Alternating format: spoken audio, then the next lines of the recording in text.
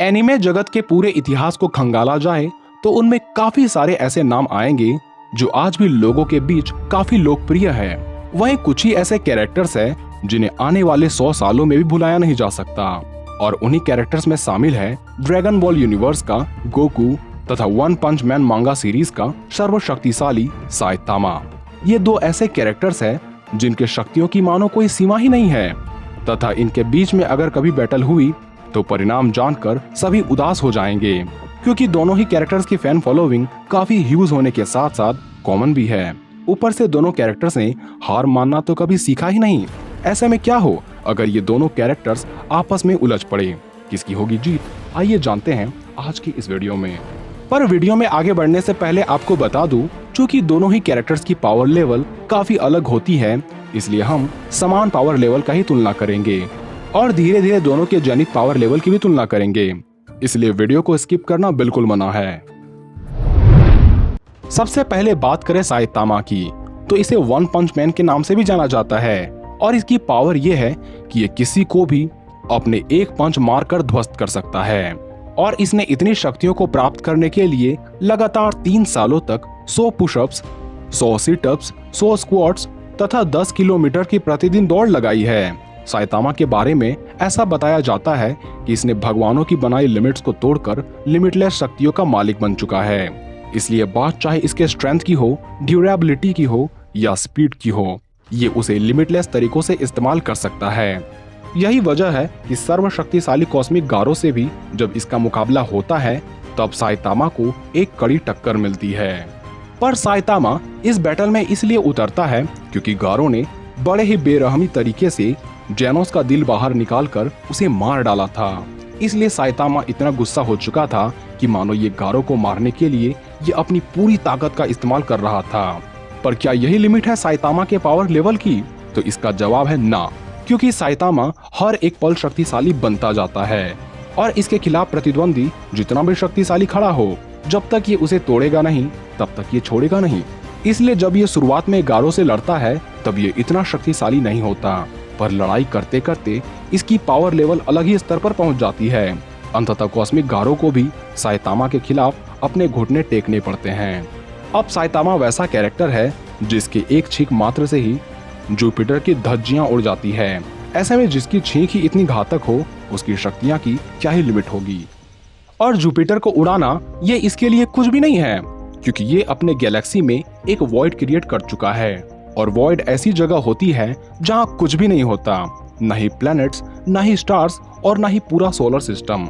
और ये वॉइड तब बना था जब साइतामा और गारो के पंच आपस में टकराए थे, तो उससे हुए धमाके से कई प्रकाश वर्ष दूर तक मौजूद स्टार से लेकर पूरे स्टार सिस्टम तबाह हो गए थे।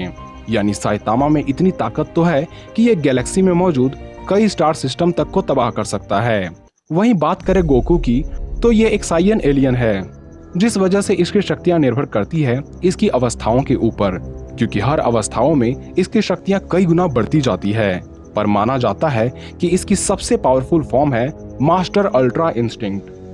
इसलिए बात करें गोकू की शक्तियों की, तो इसने जीरेन जैसे शक्तिशाली योद्धाओं से मुकाबला कर चुका है, जबकि माना जाता है कि जीरेन अपने यूनिवर्स की गॉड ऑफ डिस्ट्रक्शन से भी कहीं अधिक शक्तिशाली है।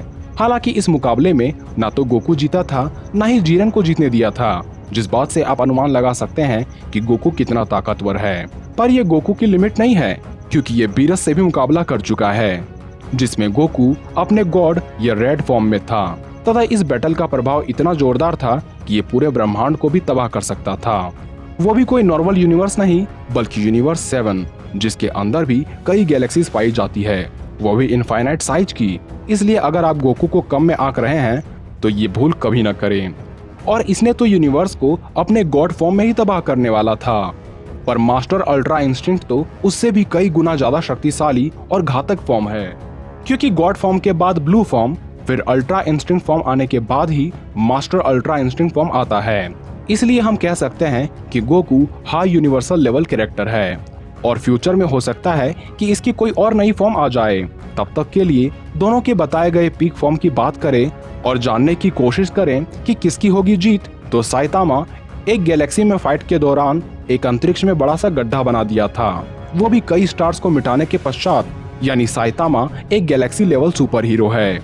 वहीं बात करें गोकू वर्सेस बीरस के बीच के हुए मुकाबले की, तो गोकू की एक सिंपल फॉर्म तथा एक नॉर्मल लड़ाई ने भी यूनिवर्स 7 को खतरे में डाल दिया था। और आपको पता ही होगा कि एक यूनिवर्स में कितने गैलेक्सीज पाए जाते हैं। और यूनिवर्सल लेवल की पावर तो गोकू बस अपने रेड फॉर्म में ही होल्ड करता है। इसलिए अगर हम कंपेयर करें गारो से हुए मुकाबले वाले Saitama versus master ultra instinct वाले गोकू की, तो इसमें बेशक गोकू की तरफ पलड़ा ज्यादा भारी है, क्योंकि इसका पावर लेवल यूनिवर्स तक जाता है। वहीं साइतामा की पावर लेवल गैलेक्सी तक ही जाती है। पर हमें ये बात नहीं भूलनी होगी कि साइतामा के सामने जितना भी ताकतवर कैरेक्टर आ जाए, ये जब तक उसे नहीं हरा देता, ये शक्तिशाली बनता जाता है। वहीं गोकू भी इसी प्रवृत्ति का सुपर हीरो है। ये अपने अवस्थाओं को तब तक बदलता रहेगा जब तक सामने वाले की हार ना हो जाए। इसलिए अगर दोनों लड़ते हैं तो दोनों में कौन जीतेगा, ये जानने के लिए पूरा ब्रह्मांड ही नहीं बचेगा, क्योंकि दोनों की पावर लेवल बढ़ने के साथ साथ डिस्ट्रक्शन भी वही स्तर पर बढ़ती जाएगी और धीरे धीरे करके गॉड की बनाई पूरी सिस्टम तबाह हो जाएगी। पर दोनों में कौन जीतेगा शायद गॉड ही जान पाए, क्योंकि दोनों को समान कहना भी गलत नहीं होगा। खैर, इस पर आपकी राय अलग हो सकती है, जिसे आप कमेंट बॉक्स में लिख सकते हैं। तो आज के लिए बस इतना ही, मिलते हैं अगले वीडियो में।